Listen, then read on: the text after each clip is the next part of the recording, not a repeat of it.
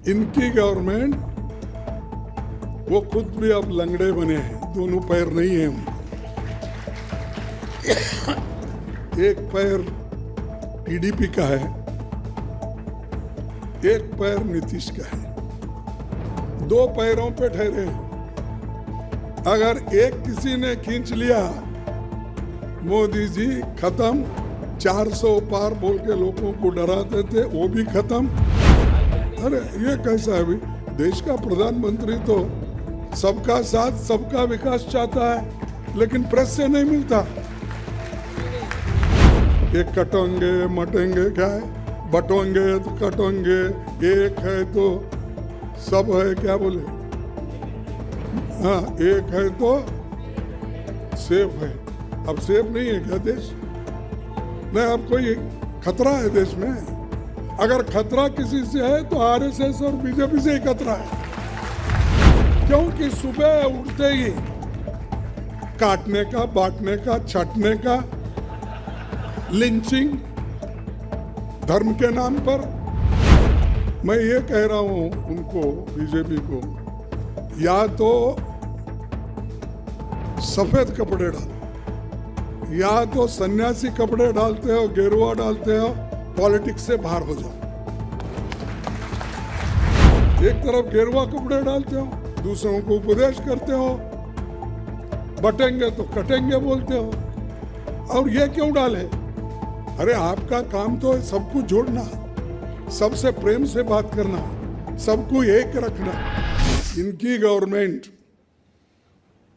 400 पार की नहीं है। इनकी गवर्नमेंट, वो खुद भी अब लंगड़े बने हैं, दोनों पैर नहीं है उनको। एक पैर टीडीपी का है, एक पैर नीतीश का है, दो पैरों पे ठहरे हो। अगर एक किसी ने खींच लिया, मोदी जी खत्म, 400 पार बोल के लोगों को डराते थे, वो भी खत्म। अब आपकी माइनॉरिटी में गवर्नमेंट है, इसीलिए कोई भी अहंकार नहीं बताना चाहिए। जो अहंकारी है वो खत्म होगा। इसीलिए वाजपेयी हमेशा गवर्नमेंट की अगर गलती है तो वो टीका करते थे, क्रिटिसाइज करते थे। अपने उनके उसूल अलग है, हमारे उसूल अलग है, उनकी आइडियोलॉजी अलग है, हमारी आइडियोलॉजी अलग है। फिर भी एक दूसरे से मिलने से, बात करने से वो घबराते थे नहीं। घबरा के मोदी जी किसी से बात भी नहीं करते, यहाँ तक कि हमारे प्रेस भाइयों से नहीं मिलते। मुंबई में मिलते शायद, क्योंकि बड़ा शहर है, डरते नहीं होंगे, यहाँ प्रेस कॉन्फ्रेंस हुए करते होंगे। नहीं, प्रेस कॉन्फ्रेंस नहीं करते। अरे ये कैसा है भाई? देश का प्रधानमंत्री तो सबका साथ सबका विकास चाहता है, लेकिन प्रेस से नहीं मिलता।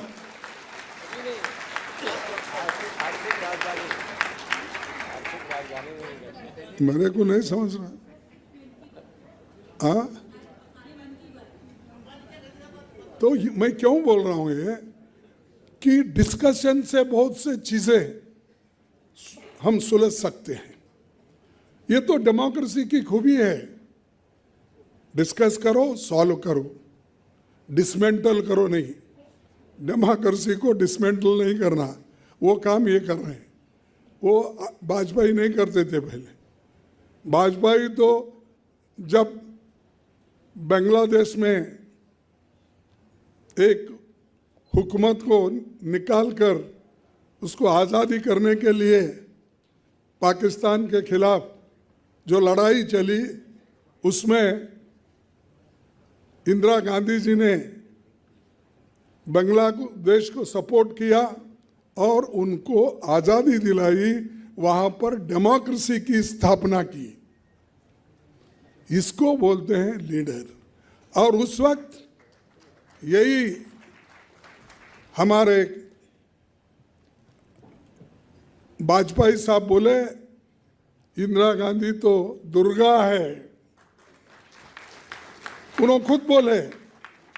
उनके लोग अब कुछ क्यों नहीं बोलते, लेकिन बोले ये तो देश को बचाने वाली दुर्गा है, और दुर्गा माता अपना काम करके दिखाई।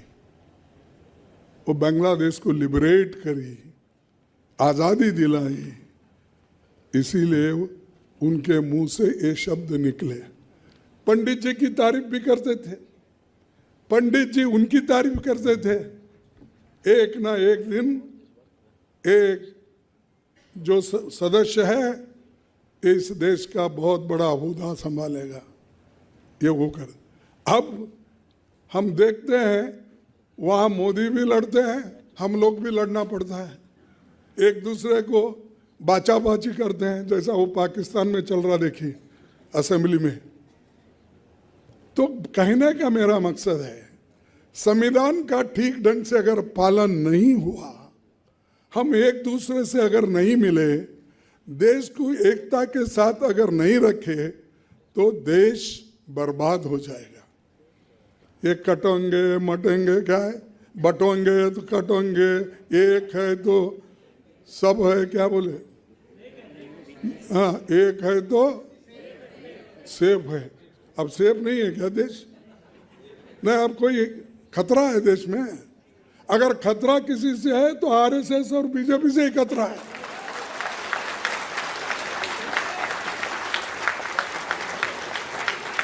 अगर खतरा है तो मोदी जी से खतरा है, शाह से खतरा है, क्योंकि सुबह उठते ही काटने का, बांटने का, छाटने का, लिंचिंग धर्म के नाम पर, जाति के नाम पर तुम करते हो। मैं बोलूँगा क्षमा चाहता हूँ, आप करते हो बोलता हूँ, क्योंकि मर्यादा देना चाहिए ना प्राइम मिनिस्टर को। तो आप करते, हम नहीं करते। अरे हम तो एक, हाँ चलिए, हम तो एक करने की कोशिश करी, इसीलिए तो इंदिरा गांधी ने अपनी जान की कुर्बानी दी, इसीलिए राजीव गांधी जी ने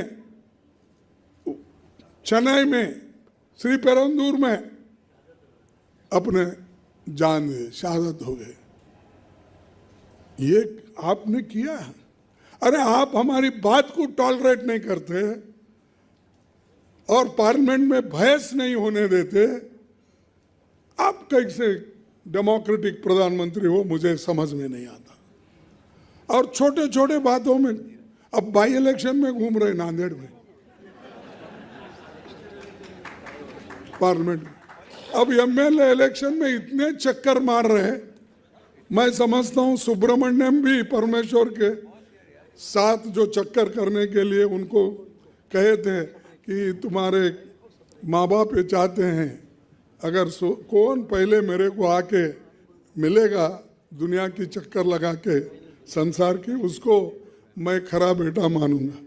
तब उसने सुब्रमण्यम में पाप बेचारा यहाँ चक्कर मार, पूरी दुनिया की चक्कर मारा, लेट पहुंचा।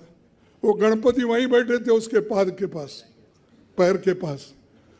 तो बैठने के बाद बोले कि भाई ये पहुंचने के बाद माँ बाप को बोले, मैं तो पूरा दुनिया का चक्कर मार के आपकी सेवा में यहाँ हाजिर हूँ। वो गणपति बोला सबसे पहले मैं आया हूँ। क्यों? अरे बोला कि मेरे माँ बाप ने तो दुनिया बनाई है और दुनिया यही है, इसलिए मैं यहीं बैठा हूँ। तो ऐसे लोग हैं। और चलो करता हूँ तो ये लोग ऐसे हैं कि एक तो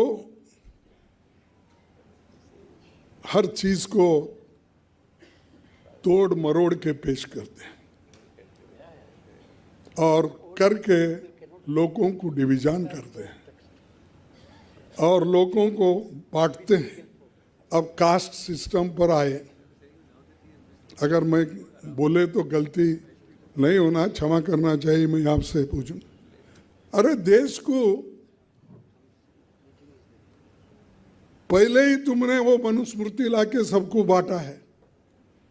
कोई ऊपर है, कोई सेकंड लाइन में है, कोई थर्ड लाइन में है, कोई आखिरी लाइन में है, और एक अब 5वीं पंक्ति आ गई। तो देश को बीजेपी ने, आरएसएस ने अपने फिलॉसफी के तहत देश को तो पहले ही बांट दिया है। अब बचा कुछ लोग जो होशियार है, जो वकील है, इंटेलेक्चुअल्स है, ह्यूमैनिटी जानते हैं, वैसे लोगों को काटने की सोच रहे। तो ये जो है काम वो लोग कर रहे हैं, हम नहीं करते। हम तो सबको एक बनाना चाहते हैं, इकट्ठा रखना चाहते हैं, लेकिन वो नहीं, इसके खिलाफ है। और मैं आखिरी में 1-2-3 मिनट लूँगा और मेरे को जल्दी चलना है कि अपने इस खास करके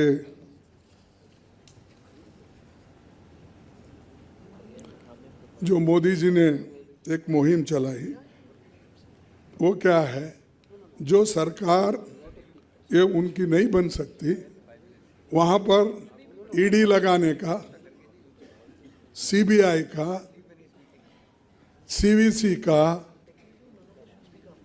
और इंफॉर्मेशन कमीशन के तहत काम करने का उन्होंने करके सब लीडरों को कुछ ना कुछ दब्बा लगा के वो जेल में डालने का, फिर बेल में बाहर आने का, ये सब डेमोक्रेसी ने व्यवस्था अगर किसी ने की तो ये मोदी सरकार ने की है।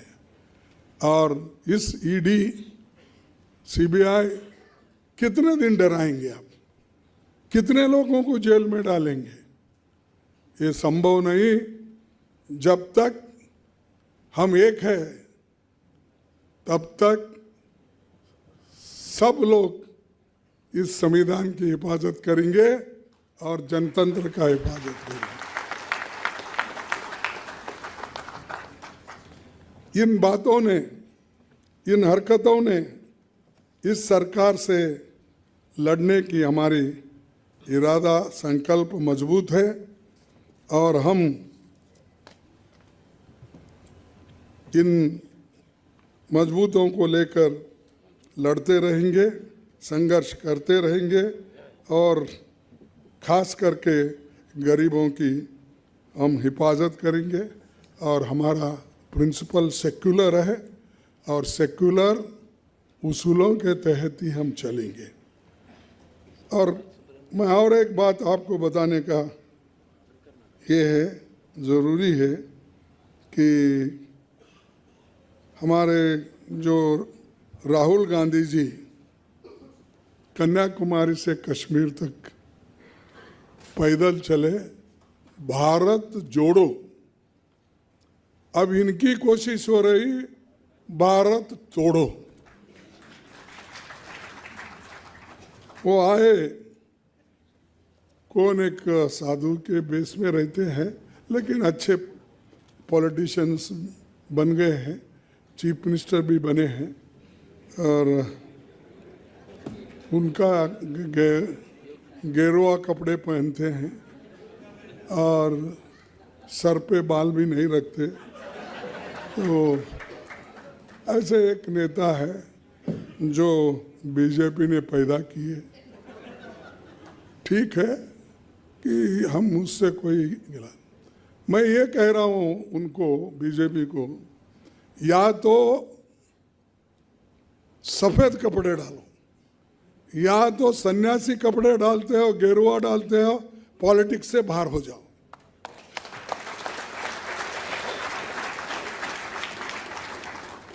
भाई उसकी पवित्रता क्या रही? एक तरफ गेरुआ कपड़े डालते हो, जज साहब आपको पूछ रहा हूँ, हाँ, एक तरफ गेरुआ कपड़े डालते हो, दूसरों को उपदेश करते हो, बटेंगे तो कटेंगे बोलते हो, और ये क्यों डाले? अरे आपका काम तो है सबको जोड़ना, सबसे प्रेम से बात करना, सबको एक रखना।